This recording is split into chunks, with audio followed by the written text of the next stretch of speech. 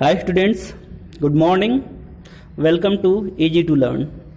Students, today we will study fourth lesson of poetry from an elegy written in a country churchyard composed by Thomas Gray. Students, this poem is very famous as an elegy in history of English literature. Students, सबसे पहले मैं आप लोगों को LG के बारे में बताना चाहूँगा। तो एलजी क्या होती है? एलजी को हिंदी में हम लोग शोकगीत कहते हैं। शोकगीत क्या होता है?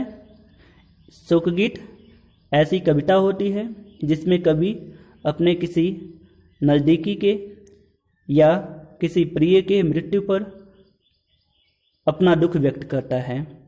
इस तरीके से हम कह सकते हैं an elegy is a song of grief or song of lamentations in which the poet lament over the death of his very near or dear to him. So students, ये कविता भी एक एलजी है जिसे थॉमस ग्रे जी ने एक country यानी एक village के चर्चयार्ड कब्रिस्तान में बैठ के लिखी है। तो पोएट जब कब्रिस्तान में बैठते हैं तो उन्हें महसूस होता है कि ये जो सिंपल विलेजर्स हैं, जो इलिटरेट अनपढ़ गांववासी अभी कब्रों में दफन हैं, ये भी एक बहुत बड़े ओहदे पे जा सकते थे, लेकिन इनका फॉर्च्यून इतना डार्कफुल था कि इन्हें आगे जाने का मौका नहीं मिला। तो पोएट उनकी गिरती हुई कब्रों को देखते हैं और बहुत दुखी होते हैं और दुखी होकर के ये कविता में डिस्क्राइब करते हैं। तो चलिए देखते हैं हम लोग क्या कहते हैं poet. The curfew tolls the knell of parting day. Poet says that the curfew means bell और church bell, tolls means rings करती है, बजती है। द नेल मतलब सिंबल है, प्रतीक है, ऑफ पार्टिंग का मतलब एंडिंग डे, दिन के समाप्त का। तो poet says that the curfew tolls यानी कि गिरजाघर की घंटी टॉल्स करती है, बजती है। The knell of parting day, the knell है मतलब सिंबल है, ऑफ पार्टिंग डे मतलब एंडिंग डे, जिससे पता चलता है या जो प्रतीक है कि अभी दिन क्या हो गया है, समाप्त हो गया है। द लोविंग हर्ड, लोविंग का मतलब हैप्पी, हर्ड का मतलब ग्रुप ऑफ कैटल्स, पशुओं का झुंड। विंड का मतलब वॉक, चलता है। स्लोली मतलब धीमे धीमे। ओवर द ली का मतलब फ्रॉम द मीडो, चरागाह से। तो पोएट कहते हैं the lowing herd wind slowly over the lea, यानी कि happy group of cattles walk slowly from the meadow. Poet कहते हैं कि खुशहाल पशुओं का झुंड धीरे धीरे चरागाह से चल रहा है। द प्लाउमैन किसान, farmer. Homeward means toward the home, घर की तरफ। Plots after ploughing his very way, very मतलब टायर्ड, वे का मतलब रास्ता। तो प्लाउमैन यानी किसान भी होमवर्ड घर की तरफ, आफ्टर प्लॉइंग मतलब जोतने के बाद, हिज वेरी वे थका हारा रास्ते से। तो किसान घर की तरफ थका हारा खेत जोतने के बाद चला आ रहा है। एंड लीव्स, और लीव मतलब छोड़ दिए हैं। द वर्ल्ड मतलब संसार को, टू डार्कनेस अंधेरे में, एंड टू मी और मुझे भी, मुझे मतलब राइटर को। और पोएट कहते हैं कि यह संसार और मैं अभी भी इस डार्कनेस में छूट गए हैं। फिर आगे पोएट क्या कहते हैं? Vineeth those rugged Elm, Vineeth those rugged Elm, Vineeth का मतलब नीचे, दोज रग्ड एल्म, रग्ड का मतलब रफ, एल्म का मतलब एक प्रकार का वृक्ष है, Elm. That you tree said, you tree का मतलब एवरग्रीन ट्री, सेड का मतलब छाया। तो पोएट कहते हैं बीनीथ दोज रग्ड एल्म, उन, रग्ड का मतलब खुरदुरे या एल्म वृक्ष, उन खुरदुरे एल्म वृक्ष के नीचे। दैट यू ट्री सेड, और सदाबहार वृक्षों की छाया में।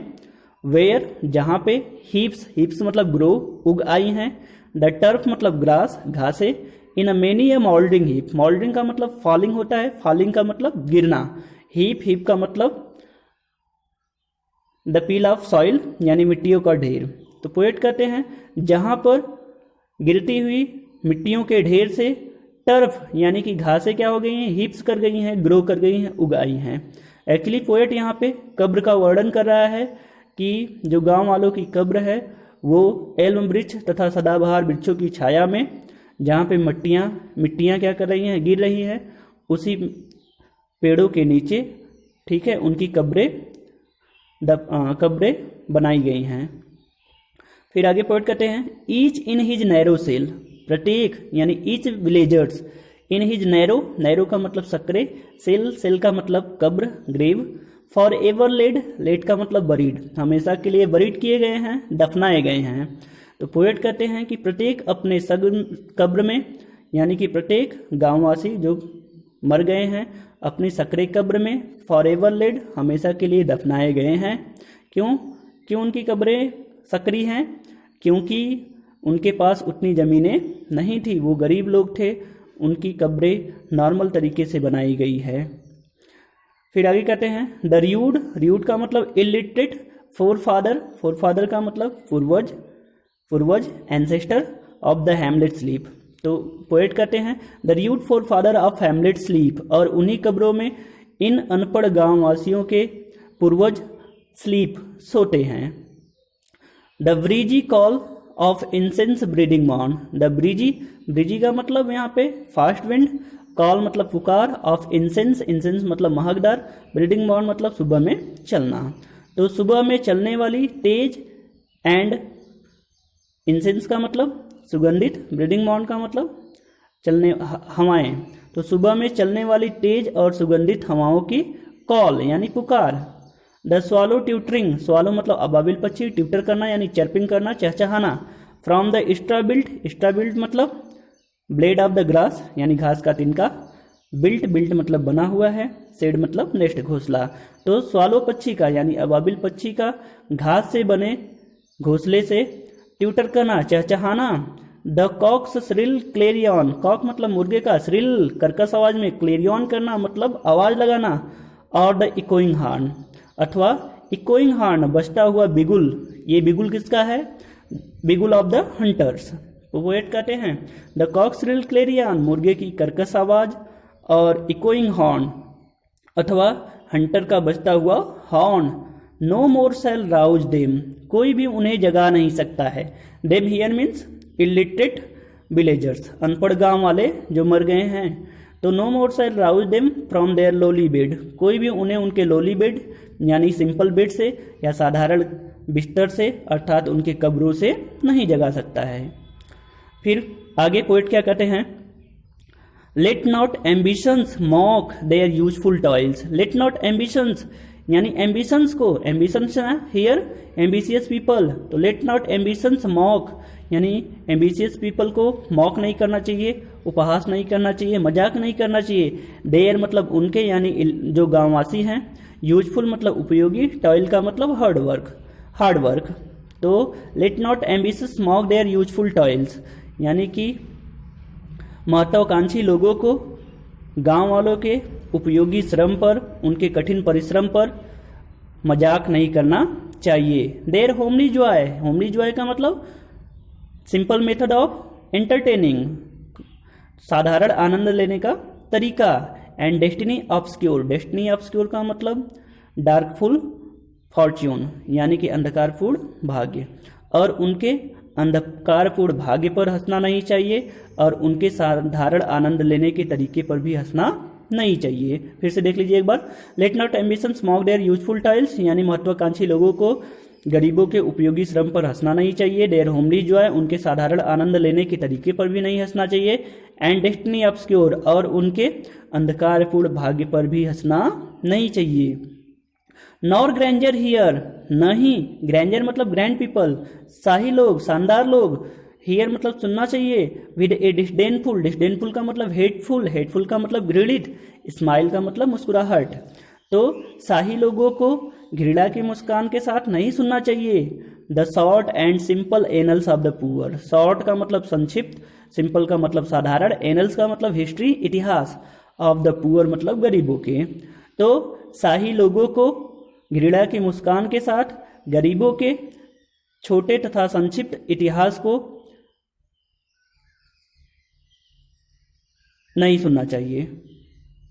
द बोस्ट ऑफ हेराल्ड्री, ये लाइनें जो हैं ये इस पोएम की सबसे फेमस लाइन है, आप लोग ध्यान से पढ़िएगा। तो पोएट क्या कहते हैं, the boast of heraldry, the boast of heraldry मतलब the boast of heraldry it's means the pride in noble birth, ऊंचे कुल में जन्म का अभिमान करना।